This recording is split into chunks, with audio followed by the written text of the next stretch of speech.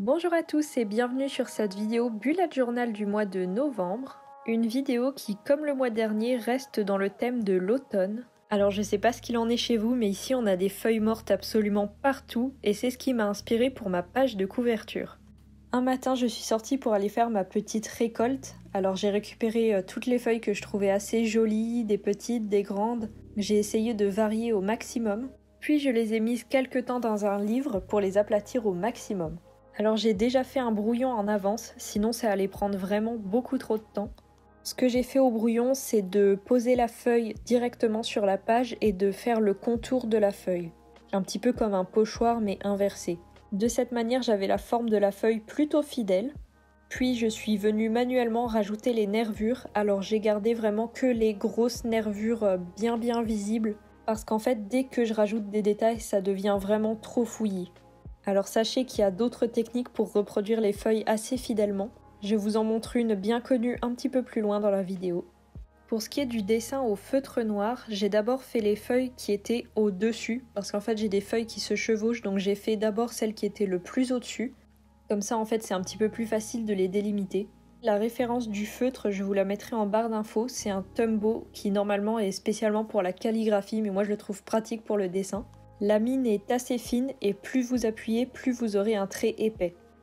Comme vous pouvez le voir, je me réfère encore assez souvent aux feuilles que j'ai pu dessiner. Je vais par exemple venir vérifier les nervures ou si les bords des feuilles sont dentelés, histoire d'avoir un petit peu un dessin le plus fidèle possible. Alors ce que j'aime dans les plantes, c'est que c'est en général plutôt asymétrique quand on regarde en détail. Et pour des personnes comme moi qui ont du mal à dessiner, qui ont du mal à avoir le souci du détail, c'est beaucoup plus facile et du coup on a un dessin en général qui est quand même joli. Même si on a l'impression qu'on s'en est pas trop sorti, en fait le résultat final est quand même souvent assez satisfaisant.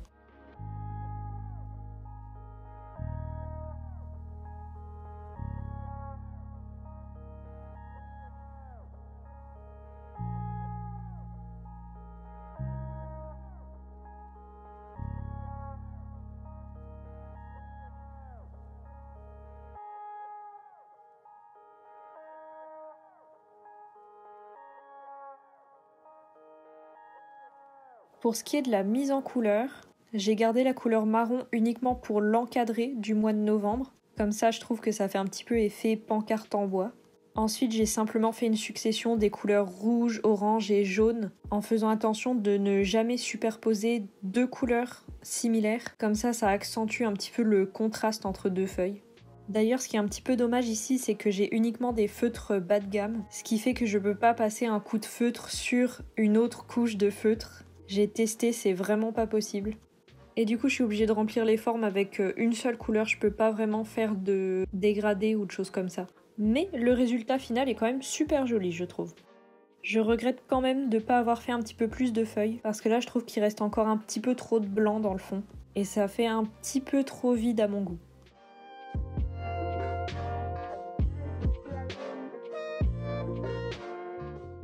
Vous allez voir par la suite dans la vidéo que je reste sur des mises en page très simples. J'aime vraiment pas me prendre la tête avec le bullet journal, pour moi ça doit rester quelque chose de facile et c'est comme ça que je l'utilise plus. Et on arrive ensuite à la vision mensuelle. Alors comme le mois dernier, je viens placer un calendrier au centre parce que c'est vraiment la méthode que je préfère. Ensuite, je viens attribuer un côté pour le professionnel et le personnel. Donc le côté pro, c'est vraiment tout ce que j'utilise par exemple pour mes vidéos, pour dire quel jour je vais les tourner, quel jour je vais les sortir surtout. Et le côté perso, c'est plus pour des rendez-vous, des événements comme des anniversaires par exemple. Et c'est le retour des stickers. Si vous avez vu ma vidéo du mois d'octobre, vous savez que c'est vraiment une méthode que j'adore pour gagner du temps. Ici, j'ai choisi deux autocollants, un pour le côté pro et un pour le côté perso. Et j'ai choisi deux petites boissons chaudes. C'est vraiment quelque chose que j'adore en automne. Et pour combler, je viens rajouter une feuille que j'ai récoltée en dessin. Alors je vais vous montrer là une autre méthode pour reproduire une feuille assez fidèlement. C'est une méthode bien connue, c'est très simple. Vous mettez la feuille derrière votre page, vous choisissez le dos de la feuille parce que c'est là que les nervures ressortent le plus. Et vous venez colorier en appuyant bien sur votre page pour faire ressortir les nervures et les bordures de la feuille. Et comme ça, vous avez plus qu'à venir repasser au feutre derrière, c'est vraiment une méthode super simple. C'est quelque chose que je voulais faire à la base sur ma page de couverture, malheureusement mes pages sont super épaisses, justement pour que les feutres et tout ça, ça ne traverse pas. Le problème avec cette méthode, c'est que du coup, j'arrive pas à faire ressortir correctement tous les détails, ce qui fait que j'ai préféré les dessiner. Mais voilà, si jamais vous avez des pages assez fines, n'hésitez pas à faire cette méthode, c'est vraiment pratique et rapide. Il y a juste à avoir une bonne gomme derrière. Et enfin, pour terminer cette vision mensuelle, je viens surligner les week-ends pour bien les délimiter. Et en plus, je trouve que ça rend beaucoup plus joli comme ça.